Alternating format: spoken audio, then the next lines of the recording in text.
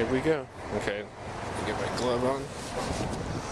All right, I am here with Marshall Kirkpatrick, and it's our first interview together. Our first poll interview. How's it going? Really well, man. Such a treat to see you today. I'm glad you could stop by. I saw you were on Foursquare in the neighborhood.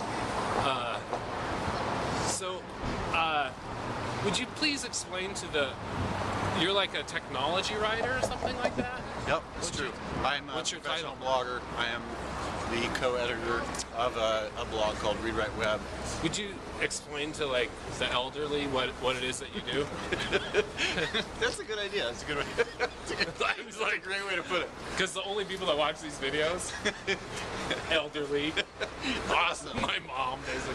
Well, you know, I was just doing some research yesterday about the history of the telephone and pulling up some old videos from YouTube about like old black and white PSAs about how to use your new rotary dial phone, how to recognize what a dial tone sounds like, and stuff like that.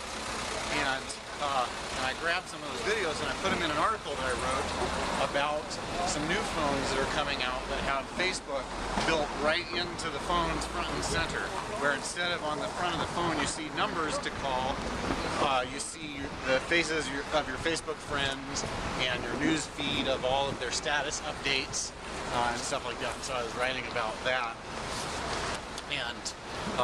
And that's basically what I do for a living. Is I write about changes to the internet that enable people to both read and write out to the world, like you're going to do here with this video on YouTube.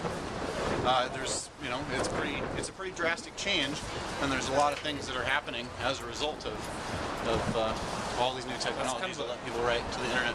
It's kind of a wordy answer, but I'm sorry. I wonder, like, how could we describe to the elderly what you do in like a few? Oh, sure. In a few seconds. I'm thinking. I write articles on the internet about the internet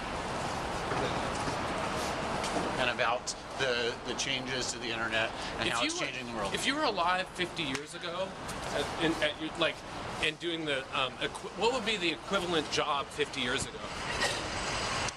Probably either a journalist, maybe an art and music critic, maybe. I don't know. There's 50 years ago. Well, what were the new communication technologies 50 years ago? Television. Dude, I am not a historian, technological historian. Yeah, you know, probably.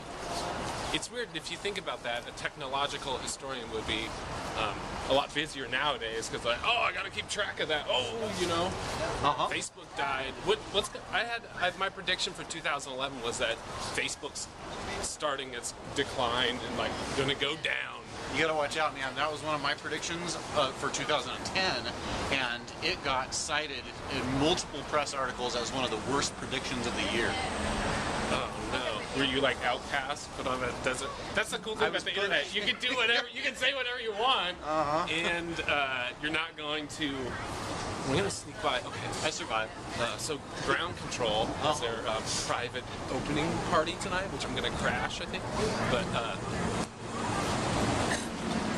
we're gonna just walk by real quick. They won a contest for like $25,000 and one of those online voting things for local arcades, and so it's kind of interesting.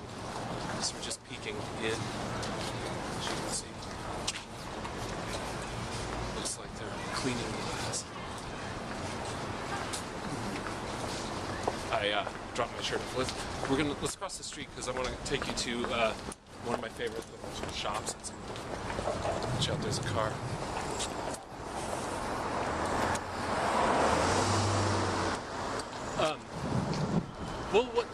What else is going on as far as it's exciting to get your insight into. I've been trying to make money on the internet for years, you know, and I have a few gems of ideas, but a lot of people have gems of ideas. Where do you think, like, what stands out? What makes something stand out when there's so many good ideas out there? Well, unfortunately, I think that the things that are most effective in making money on the internet are ideas that help other people make more money themselves. You know, I like to write about technology and culture, but that's not really the stuff that probably pays the bills.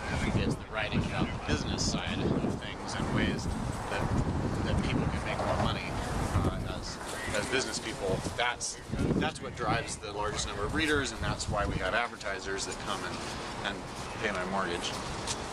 And so that's what makes ideas stand out, I think, as being most effective, or if they're just so, you know, mind-rockingly awesome to a large number of people, then it can go beyond that. Well, what do you have your eye on right now? What's exciting? Well, you know, watching your last video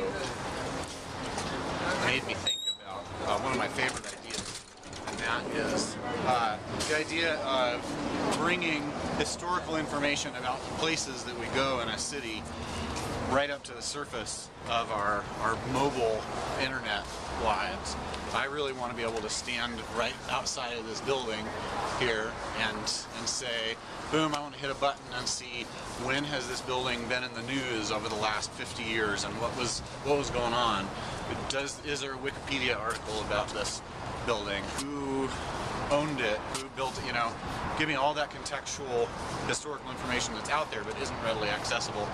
And I'm just waiting to see somebody build something like that. And there's a lot of things similar, and people are kind of inching their way towards it, but I don't think anybody's figured out a way to make a lot of money off of it, which is why it's kind of slow going. Yeah, that makes sense. Have you been to the Hand-Eye Supply Store?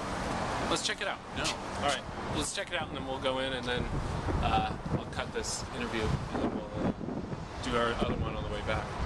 Sounds good. All right. You want to open the door for me? Because it's... Why, thank you, sir.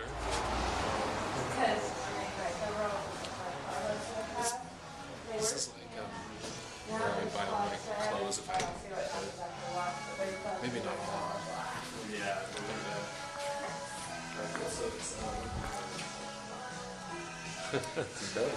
All right. Oh yeah, that was a